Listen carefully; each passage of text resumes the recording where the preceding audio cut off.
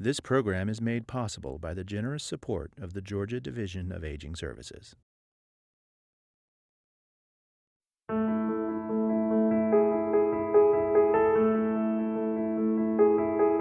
I get frustrated sometimes because people don't want to reach out for help.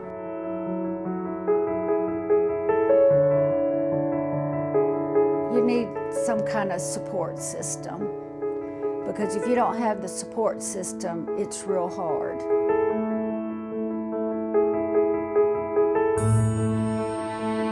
Yes, I'm scared, but not overwhelmed. Sometimes I can't help but just worry about the future. I have no doubts we're going to eventually win this war. I have no doubts. 2014 began with significant news about Alzheimer's disease. And it was not all good. New numbers on Alzheimer's disease now. The actual number of deaths each year may be as many as 500,000. Rivaling cancer and heart disease, in fact. Many more deaths are now thought to be caused by the disease than were officially reported. A Harvard study reported on a protein that influences fetal brain development, but does not reappear in key regions of the brains of dementia patients. Another study found that women are nearly 2 times more likely to develop Alzheimer's than men, as well as being more likely to be caregivers. And in the state of Georgia, Senate Resolution 746, expressing support for the state plan for Alzheimer's disease and related dementias, was sent to Governor Nathan Deal. And on the last day of the 2014 session, after much discussion, and this House has agreed to the Senate substitute to House Bill 966. The Alzheimer's Disease Registry. Well, over the years in the state of Georgia, we've had several laws like Maddie's Call that is specific about elderly people, but not anything with dementia. And this is the first time the General Assembly has addressed it. I think the main thing is we really don't know what we're facing in this state. We don't know how many patients with dementia there are. We don't know exactly the distribution of all the resources or how we can connect them. So I really think for me, my main job is to get the data. And I think the Alzheimer's Registry will help. This will literally be a matter of knowing the enemy better, and that knowledge can only help. I don't know how many people there are out there that are in Georgia that have dementia. I would say that the research indicates that perhaps 50% of the population with dementia doesn't have a diagnosis, which means they're not accessing the health care. That, I think, needs real improvement.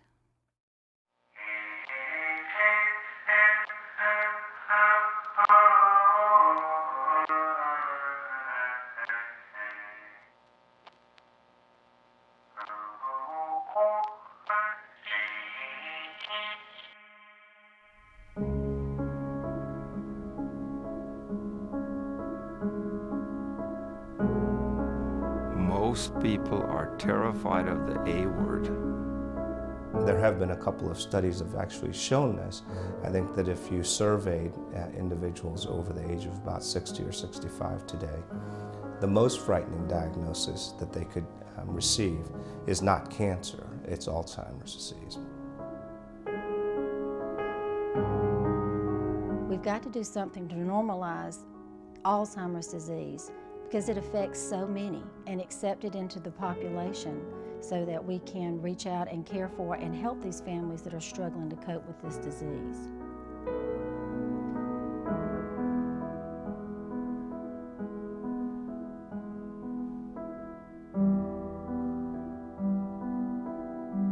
I think the stigma that goes with that term is very different than maybe what it really means, which is that the brain is not functioning well and there's an illness or a sickness of the mind. It can cause the person who has it not to want to be diagnosed, not to want to be labeled. It can also cause families maybe not to want to see the signs because they don't want to admit that mother may have dementia. If there is a problem, the sooner you know, the better. Having a person learn and a family learn about the illness, about what to expect over the course of the years ahead, gives a really important opportunity for people to plan appropriately.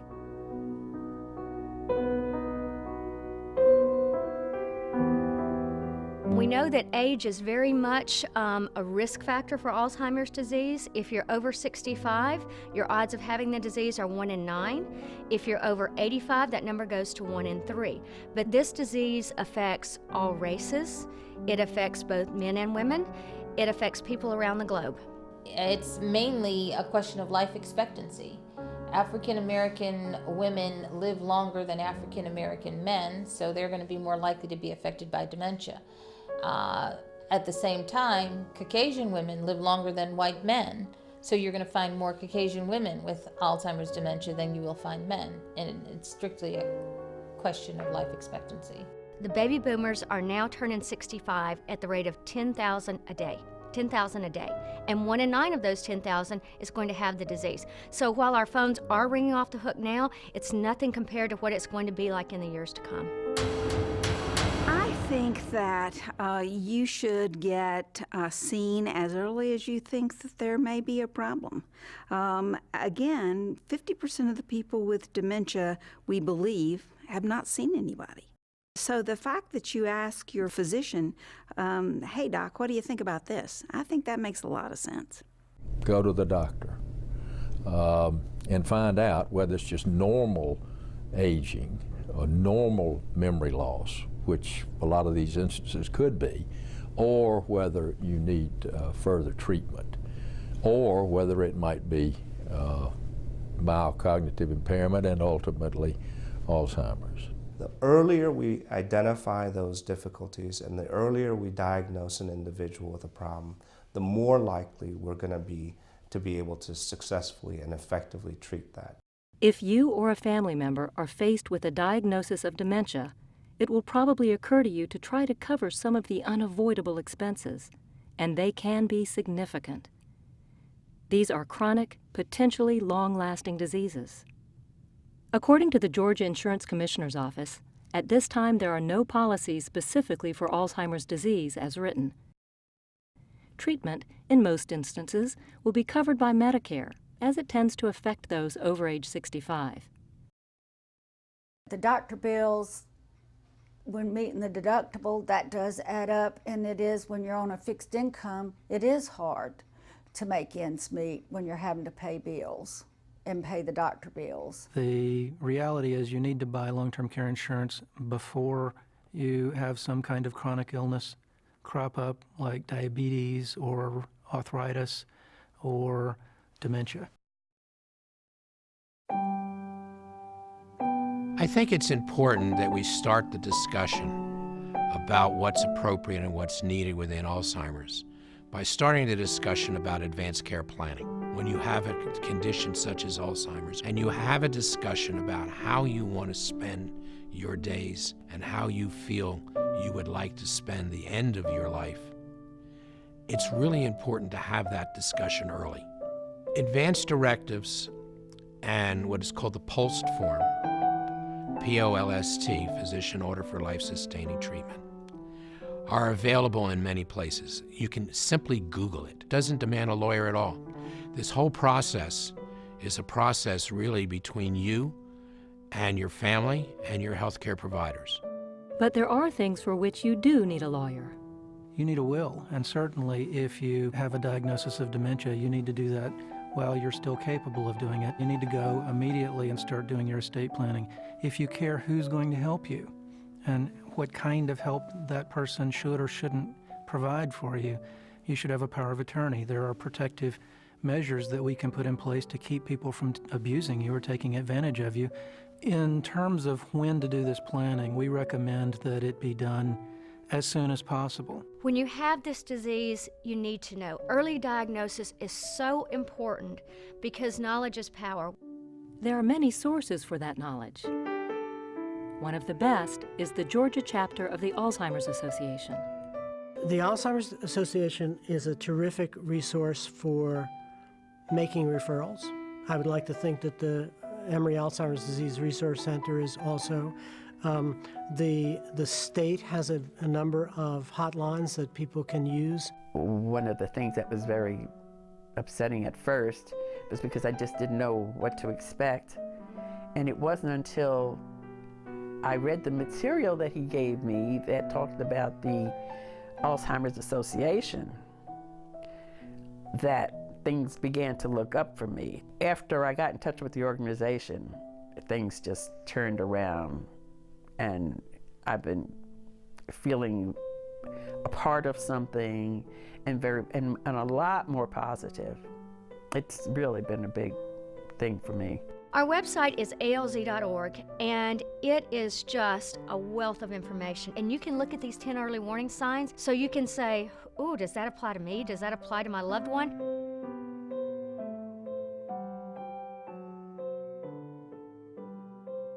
It also gives some examples of what are not warning signs, so you can set your mind at rest if some of the things you're seeing are really normal aging.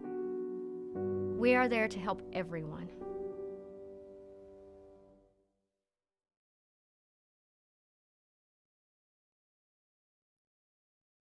The higher the age, the greater the risk of Alzheimer's disease. And we often forget that this disease also affects young people. We call that young onset Alzheimer's disease, or sometimes early onset Alzheimer's disease, when individuals less than the age of 60 or 65 get the disease. Well, I wouldn't say I've had a great life, because it's not the life I had hoped to live, but having this disease is not a good thing, but, you know, do the best you can. So. Dr. Alyssa Easton was diagnosed in November of 2011. She was 45 years old. But what makes young onset disease different, other than the younger age, is that the disease itself seems to be more aggressive since it's starting at a younger age. And we also think there are some genetic differences. I'm just trying to make things better in the future so this doesn't happen to other families. In particular mine, I suppose, and other families who might have this kind of anomaly as well. People at younger ages go to a doctor. One would not think about Alzheimer's disease as a common cause of changes in memory or thinking in a younger individual. So the disease is often misdiagnosed. I guess I'm just looking into the future, into having some sort of a cure in the future beyond, and that it'll get better with people like people here at here with Alan and others. You know, we need the research and all of that, so it's so critical. So I try to do my part with that, whatever I can do. Dr. Easton opted for activism. She got started in February, World Alzheimer's Month of 2012. Less than 3 months after her diagnosis. She went to the state capitol to lobby for a resolution to establish a task force for the development and implementation of an Alzheimer's state plan. If we actually could have the finances that we need for Alzheimer's, we could do great things, but we don't. The resolution passed. The week before Christmas of that same year, she and Dr. Alan Levy appeared as advocates, with Health and Human Services Committee Chair Renee Unterman, to pre-file the legislation that would create a statewide Alzheimer's and dementia task force. And on February 27th of 2013, we're here to make a difference. She was at the Capitol again, lobbying again, and she had vocal support. The end of Alzheimer's.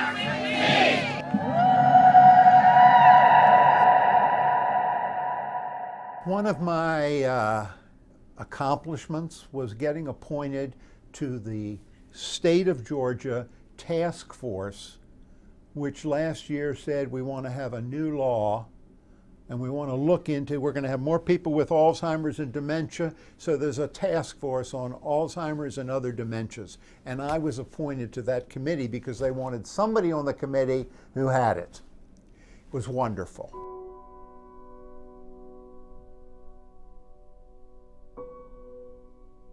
Well, MCI, I've come to find out, is mild cognitive impairment. And I have had MCI about roughly 2 years now.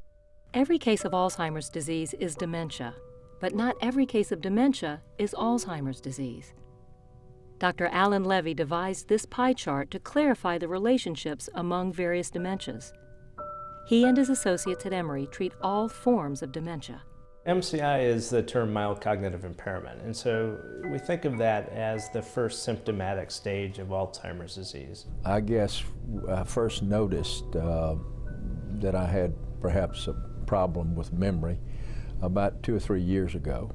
The memory loss has not advanced to the point where it really significantly impacts someone's ability to function, either at home or in society. Their hobbies, things like that, can be carried out relatively normally. I mentioned it to my general practitioner, and it wasn't serious in any way, and he checked whatever he needed to check and said, well, you know, when you age, you're going to have memory problems, and I don't think there's anything serious at this point, but you might continue to follow it carefully.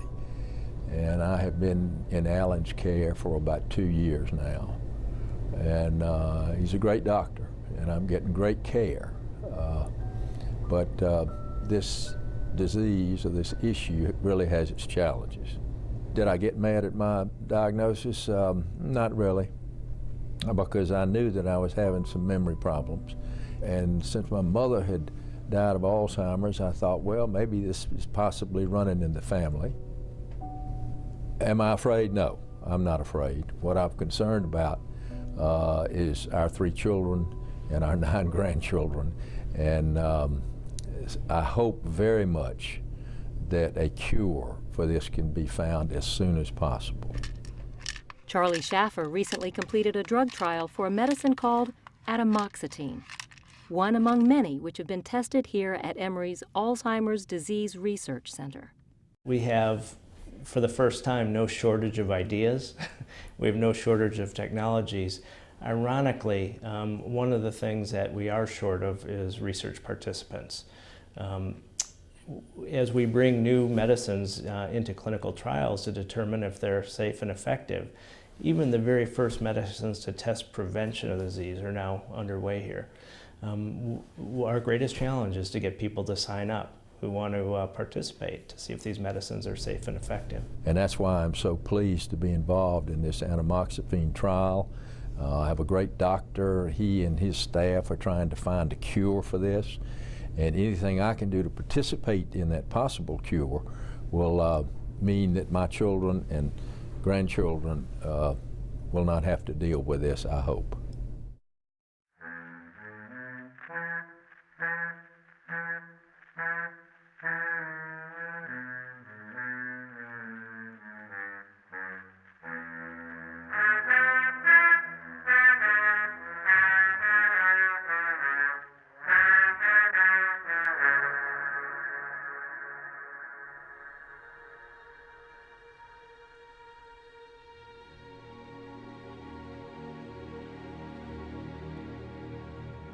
I teach our students that in 2014, Alzheimer's disease is incurable, but that does not mean that it's untreatable. And so you try to treat what you can while you have other sharp minds trying to find other things that may help. The FDA has approved 2 medications for the treatment of dementia symptoms. Several brand names for cholinesterase inhibitors, approved for use in the early to moderate stages of the disease, and memantine, brand named Namenda, for treatment of moderate to severe Alzheimer's. They're not as effective as we would like. Some people respond better than others, though, and see significant benefits. Neither is a cure, but they may help lessen symptoms for a limited time. I'm on Aricept, 5 milligrams, and then a year into Aricept, the neurologist said, we'd like to put you on Namenda, 10 milligrams twice a day. And my wife says that that has helped. So there are approved treatments, but there are also a lot of things available that allege they help, but may well not. One Google search can yield an extraordinary variety of products with very intriguing claims. A lot of family members are so desperate, they will just try anything. And so the physician has to be their advisor. Almost universally, those claims are overblown, and And in the worst instances, I think that they represent a really inappropriate and reprehensible commercialization, taking advantage of people's desperation. There is, in fact, no cure for Alzheimer's disease. You know, medicine men have been around for a long time. And in the new era of open access, the internet's available to everybody, people are really abusing elderly. There are things that we warn people about. People who have this disease are at risk. They are at risk for others to take advantage of them. And because of that, we have a program that helps people identify any signs of financial exploitation, any signs of abuse, because unfortunately, as sad as that is to say, that can happen. It does happen, and we're seeing it more and more. I have a real problem saying what I want from caregivers right now, because I still feel like I'm very much in control.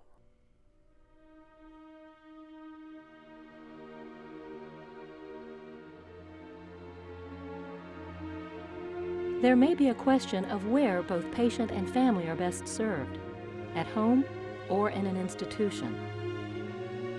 Home and institutional care, when we look at both of them, they both have a very valuable place. And certainly home is a place where people are more comfortable, but there are times and there are situations where institutional care is appropriate, when there are not people to provide the care for someone, or their behavior is such that they can't be dealt with in the home situation. Home care can mean almost constant contact. And as the disease progresses, so can the distance between caregiver and patient. The most important thing I tell family members is that they need to make sure that they learn everything they can about the disease, and that they enroll in some class to learn how to manage certain behaviors, simply because a lot of people think that just because you're older and maybe you're demented, you know, you do things that you really can't help. And the hardest thing is trying to get family members to understand that they don't think and process information the way you do. Alzheimer's disease is a progressive disease of the brain that destroys the cells that govern memory, thinking, reasoning, and even behavior. So it's not just a problem with memory, it's also a problem with behavior. It is not uncommon to hear a caregiver respond to the erosion of a patient's personality with a cry. Maybe angry, maybe heartbroken, often both. That is not my mother. Well, I don't have too much appetite. I like steak, I like shrimp, and most anything, but it doesn't take much to fill me up. What we tell people is you have to separate the disease from your loved one. When your loved one is doing something that your loved one would never have done before, you have to remember that's not your loved one talking, that's the disease talking.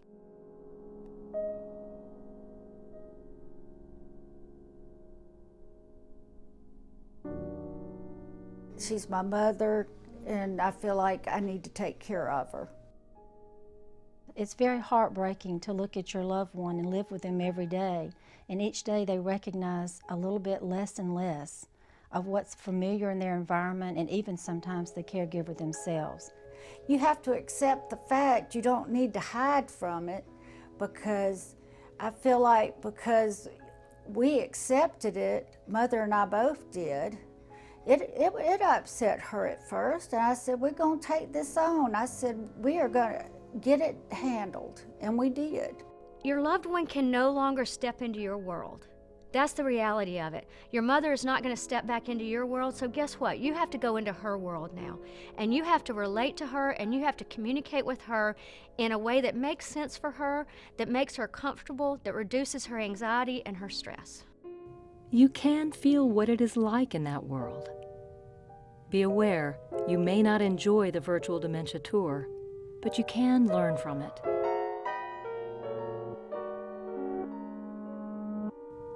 Devised by P.K. Bevel, using various sensory manipulations and modifiers, it offers an open door into the dementia patient's world.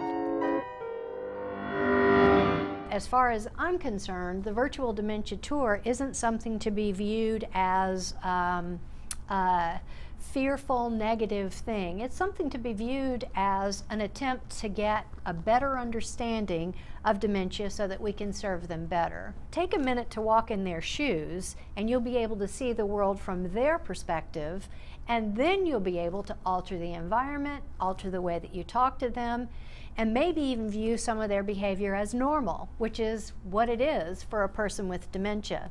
People view it as a mental disorder, but it's not. It's actually a physical disorder because of the way the brain kind of implodes on itself. I spent a lot of years trying to study what happens in the brain of people who have dementia, and then I started to figure out how to simulate that behavior in a normal person, whatever that is. It was pretty immediate. I didn't even know what I was doing in the room, what I was supposed to be doing. Couldn't read anything, I couldn't see anything. I was confused, felt like nobody was willing to help me. It's a pretty uncomfortable state. How are you? Good? I am glad that I did the test because it gives you a better perspective on folks that have dementia and how you can empathize with them and help them. Is there something I need to be doing? Just because they're experiencing some cognitive decline and they're not playing well with others on the same plane with everybody else doesn't mean we marginalize them. It means we take further responsibility for them and we embrace them and make them a part of our culture. As far as hope for tomorrow, there is no cure in sight right now. There's just not. So we have to do something right now for the people that actually have the disease. It's rolling around 5.3 million in the United States.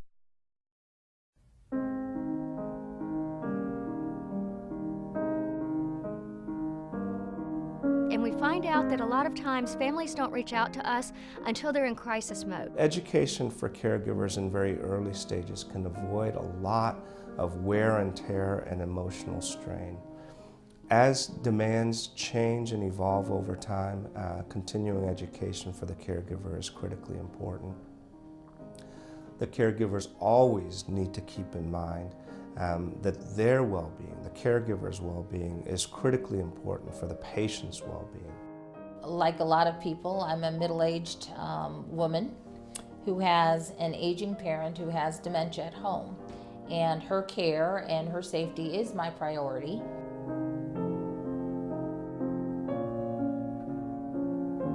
But I think that as a caregiver, taking care of somebody with dementia, regardless of what that type of dementia is, you really do have a responsibility to learn as much as you can about the disease, about behaviors, and how to manage those behaviors. There are a lot of books about dementia to help caregivers and patients. The Alzheimer's Association recommends these.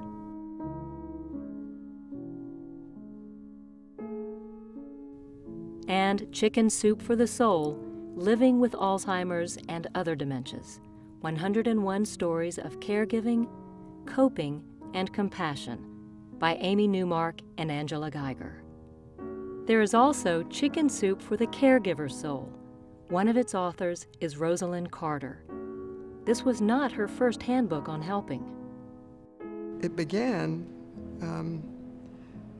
with us helping people caring for those with mental illnesses.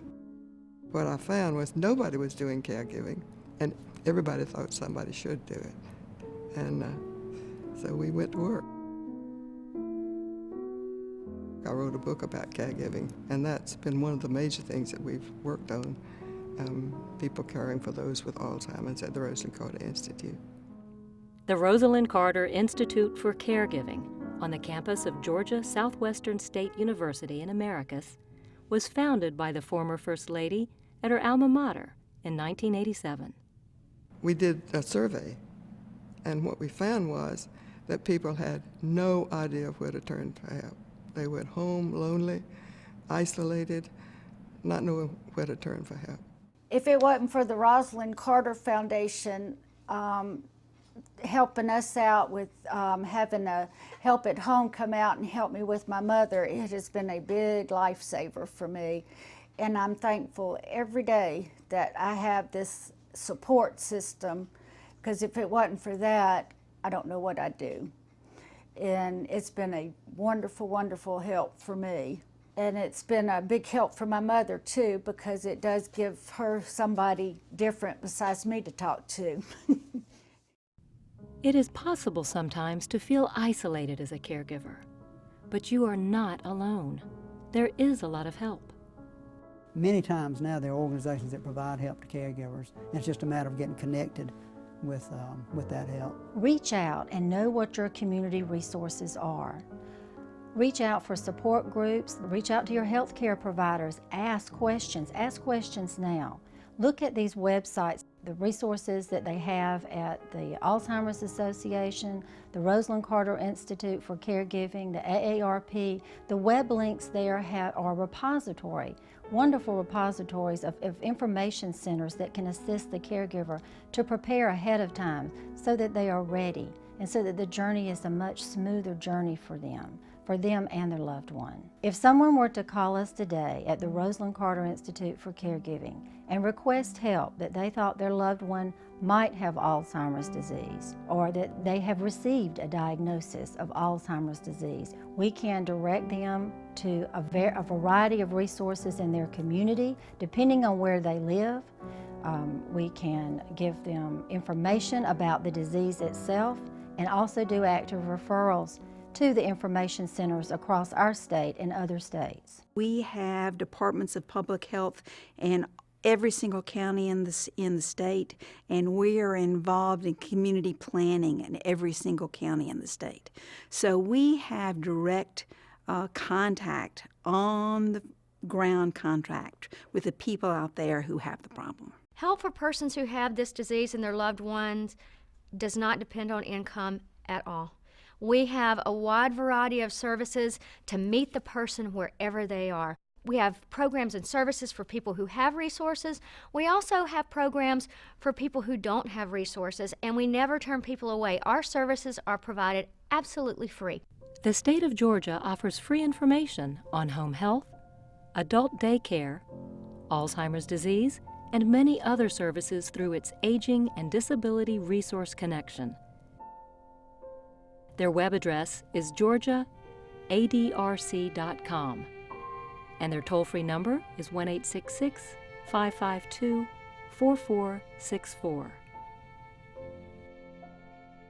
The Alzheimer's Association of Georgia can be reached at alz.org. Their 24-hour helpline number is 1-800-272-3900. We'll repeat this information at the end of the program.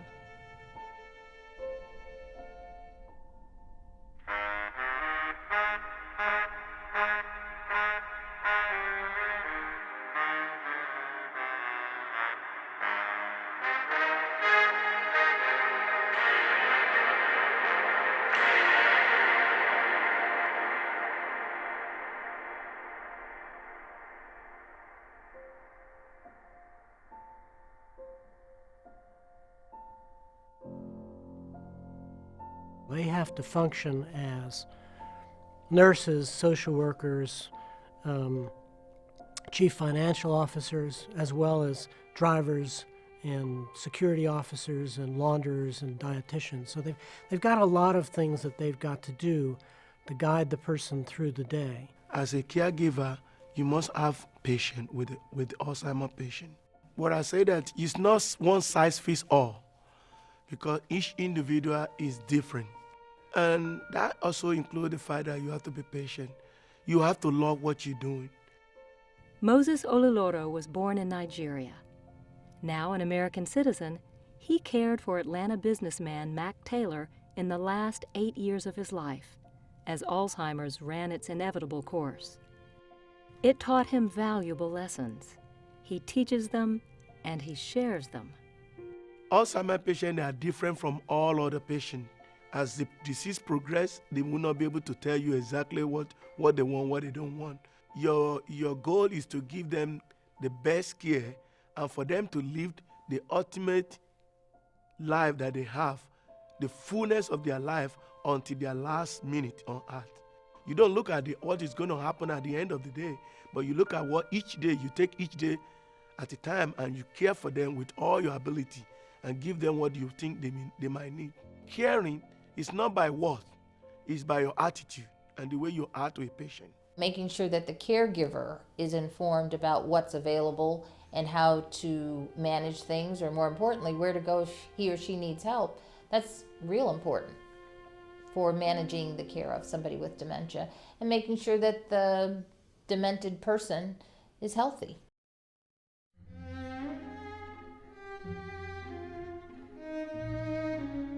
Keeping your patient as healthy as possible, in all ways possible, matters. While much remains to be discovered about dementia, the ancient idea of a healthy mind in a healthy body remains a good one. Good mind and good body is definitely an important approach that we think has been underappreciated in years past. The brain is part of the body, and the brain depends on all the important nutrients to keep it functioning well. It depends on physical exercise, it depends on cognitive stimulation, having the parts of the brain, the circuits work. Keeping them active is very important, and diet's very important. I don't know how long it will take, even though I understand there are things that you can do to slow it down. You know, there's steps that one can take, like being active, exercise, doing crossword puzzles, blah, blah, blah, and I'm trying to do all that. I just like to do things. I'm reading more now than I used to. I can't believe it. I cannot believe that I'm reading more now, but I am. And I've read about my disease, about dementia, and about caregivers. I don't care I used to love to read books, but I don't care too much about reading books now. But I read everything in the newspaper from the front to the back. She looks forward to that paper every day, and I think it keeps her mind active. Physical exercise is supportive of brain exercise in delaying what may be inevitable. I'm thinking that I try to stay active, and I can tell that my brain is working better when I'm doing things, whether it's exercise or reading or walking or talking. I also don't have the strong urge to do as much as I used to do. You know, you try to work with those strategies that are not medication that may help the situation or push back the situation. I certainly don't want to be treated like somebody who's very, okay, that's a word I'm losing, fragile. So you have to exercise your body and the same way exercise your brain. So scientists working in this area have found X-ray and other imaging evidence that the memory parts of the brain are improved and function better if they're being used. This is a new area of research, you know, what it means to exercise your mind and how to exercise your mind. Literally, exercising, physical exercise, has been shown in many studies to actually change brain activity in ways that are very powerful and beneficial. So, just because the brain is not a muscle does not mean that it can't be exercised. So it's overly simplistic to say use it or lose it, but the point is, each time you use it, you're creating a memory trace. And so, meaning use your brain or exercise your brain. So to stay socially involved, whether it's bridge or dance or dominoes or whatever it is that the person used to like to do, they continue to do it. Some of them have gone for crossword puzzles or Sudoku or something like that. But just using your brain is the key. Keep exercising it. And don't forget teeth. Untended, they can create serious problems. It becomes urgent for people that beginning Alzheimer's to put everything in as good a condition as possible, and that way protect it throughout the health of the patient. And that means caretakers at some point are going to have to get involved. We can't emphasize enough the need for the caretaker to get the patient to the dentist and make it periodic. So the whole solution is prevention. The caretaker is the essential person to emphasize prevention.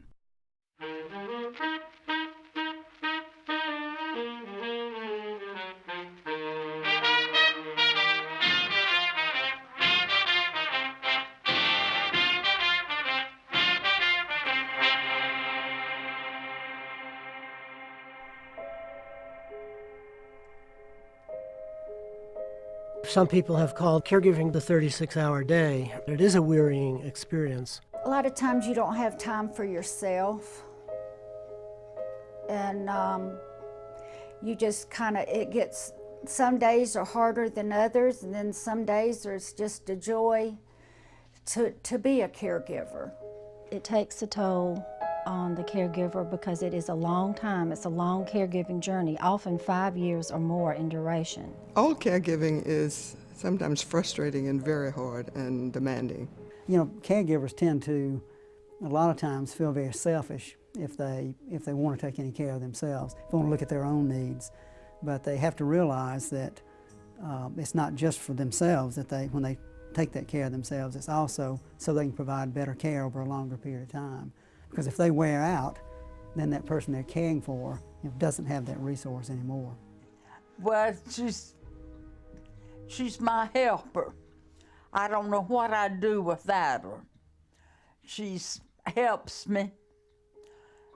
She takes me to the doctor. She takes care of my medicine. She fixes my meals. She helps me get my clothes ready. She just looks after me. If there is one universal and inarguable piece of advice for caregivers, it is this: care for and about yourself. You're entitled. Now that I've gotten this added disability of mild cognitive impairment, I look to her more, and she is a fantastic partner and wife, and has always looked after me, but never as much as she has in the last 2 or 3 years. And she makes me feel like I'm not imposing on her, but I know I am, in terms of taking messages, directions, what were we going to do at 4 o'clock this afternoon. She's got the answer. She knows how to lead both of us forward. And she's a remarkable person. The human value of caregiving cannot be measured. But according to studies by the AARP and the Rand Institute, the dollar value is calculated at more than $500 billion a year, and it continues to grow. I regard myself as a wife, a partner. I love being with him, and it's just a part of life. It's a part of life that I hope that down the road they're going to find a cure for. But meanwhile, I am just his partner in life. We're the same couple we've always been. We are so blessed with wonderful children and grandchildren. We have wonderful friends and a great life. And so, you know, everybody at our age gets hit with something eventually, and it certainly hadn't changed our relationship. However much caregivers may love what they do, and those for whom they do it, there is someone besides the patient they must take care of: themselves. They have to be sure to be attentive to their own physical, mental, and emotional well-being, because if they don't, they're not going to do a very good job of caregiving because they won't have the capacity to do it.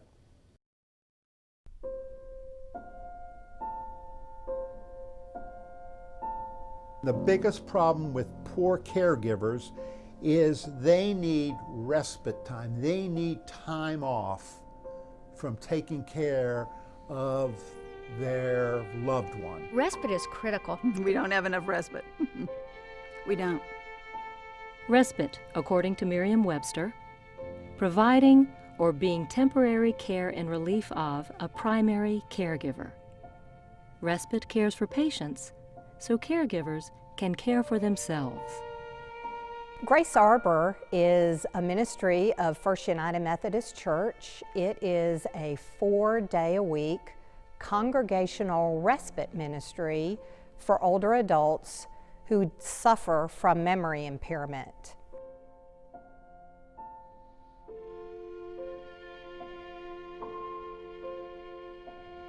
We provide activities that stimulate these older adults both socially, emotionally, spiritually, and physically. It is an interactive program where they are engaged with each other and volunteers for 5 hours those 4 days a week. I needed to get out and meet people and socialize and be active, stay active, and learn how to play again. You know, as we grow older, we don't have anyone to play with. It's not sectarian. We are very open and welcoming. We make no bones that we're a Christian organization, but agnostics are absolutely welcomed. And I always want to make sure that whoever comes is not offended, but we don't make any bones about we do devotions. As soon as I saw the people, the joy that we have, and all of the friends that you can make, and we are just like a whole family. We just act that way, and I love it.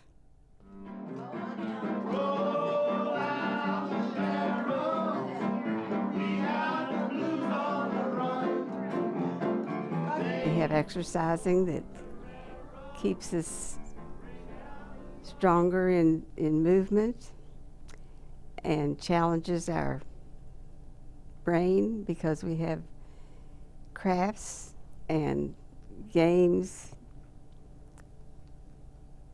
And then we have the devotions, singing in the morning. This is my story, this is my song. There's something about hymns, there's something about prayers, there's something about scripture that just hits them deep.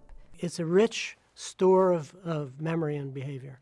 Overlearned behaviors, Jesus loves me as a hymn, remain really deep into the disease, way beyond what you predict. Roll out the barrel, we've got the blues on the run. They are still able to function in a group setting. They're still taking care of their activities of daily living, and they will benefit from a group interaction. It's easier on my daughter to know that I'm in a safe place. She can bring me here and know that I'll be well taken care of. And when she comes back to get me, she's had a day of rest from caregiving. The caregiver gets a break, the participant gets stimulated in ways that they wouldn't necessarily be stimulated if they were sitting home with a caregiver watching television all day. I'd be sitting around doing nothing. Here I'm with a crowd, a bunch of wonderful people, wonderful trainers, teachers, and I haven't danced like this in 20 years. So what else can I say? It's wonderful.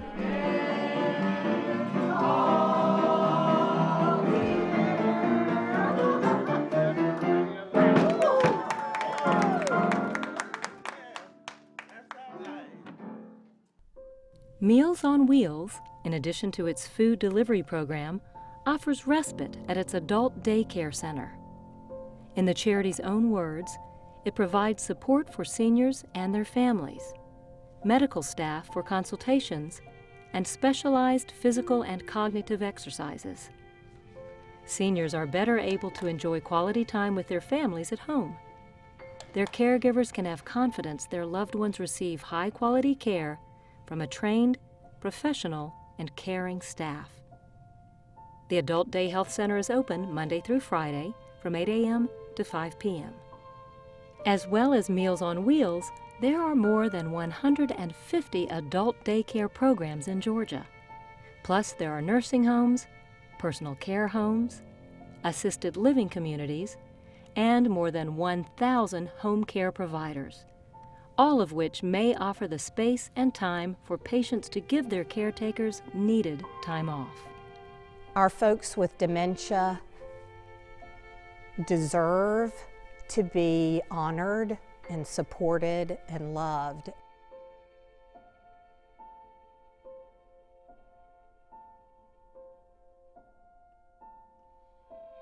In addition to the books and websites and government agencies and respites and caring charities and medical providers where you can find information and help, there are also thousands of people who want to help. People like Sandy, Dave Ellis. This is Dave, and I am helping because I'm giving him somebody to talk to who listens and cares. He's very high functioning, but he obviously has dementia, and he comes in and he sits down on the phone and he calls other people who have dementia and he talks to them. He talks to them about what they're going through. He shares his experience. And I enjoy talking to people, and I hope that we can develop some kind of a dialogue that maybe I can be helpful with the things that I've been doing, which may make your life easier. So I'm staying pretty busy. And I love it. And I don't have to worry about compensation. None.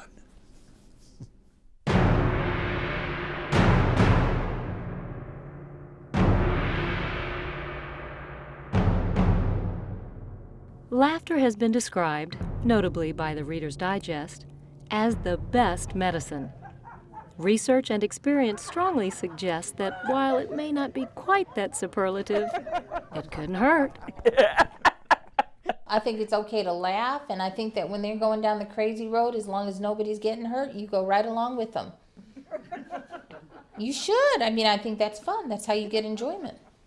I do still manage to have a good sense of humor and find humor in a lot of things. And I don't want anything to happen dread anything happening to that. And if you don't have a good sense of humor with this, you're going to fail. You're going to fail caring for these people because they are hysterical. But of course, you don't laugh in their face, but sometimes they really are funny people. We have message boards, both for the caregivers and the persons who have loved ones that you can access on alz.org. And one of those message boards is specifically for humor. It's specifically for people who have the disease and our caregivers to share those stories and to laugh. Actually, somebody else told me that. And I thought about that too. I said, I'm wondering if I'm going to be one of those people that goes around telling the same joke to people all the time.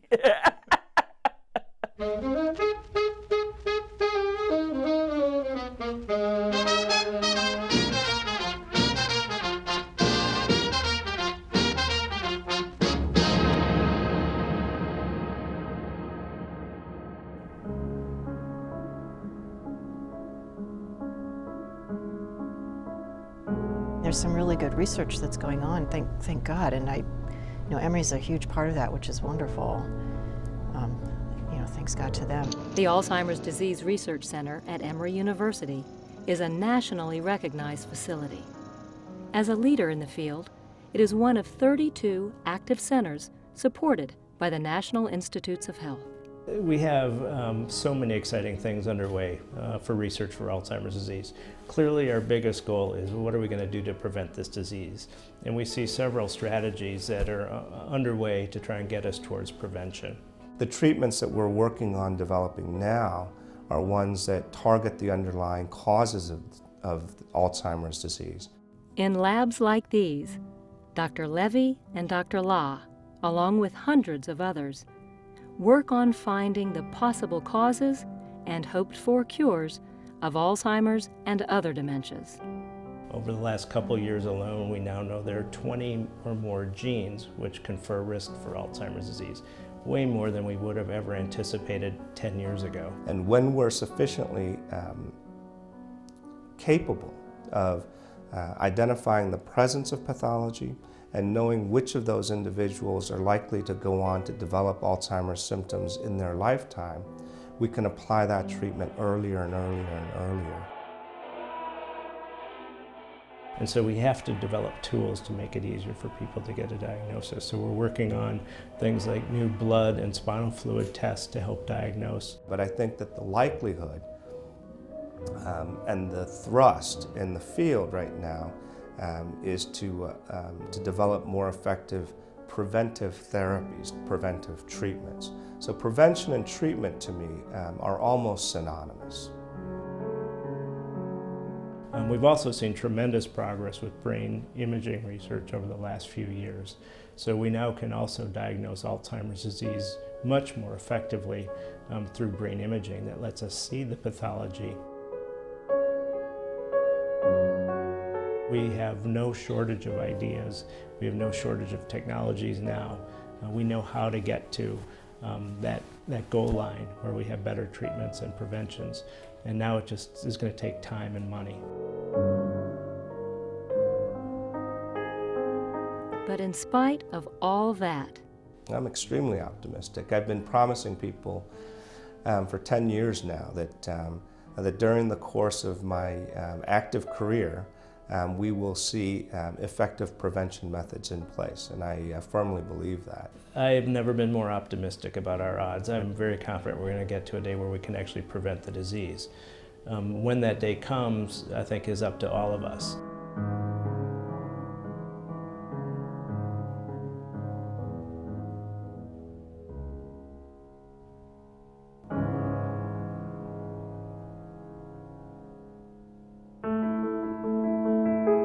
There's hope through research, but there's also hope in helping them see that they can still lead meaningful lives, especially in the early stages of this disease.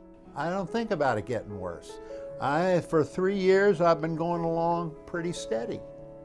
And that isn't a long time, but it's longer than some people. At 72, with this disability that I have, and with the support group that I have, I'm a lucky guy. This program is made possible by the generous support of the Georgia Division of Aging Services.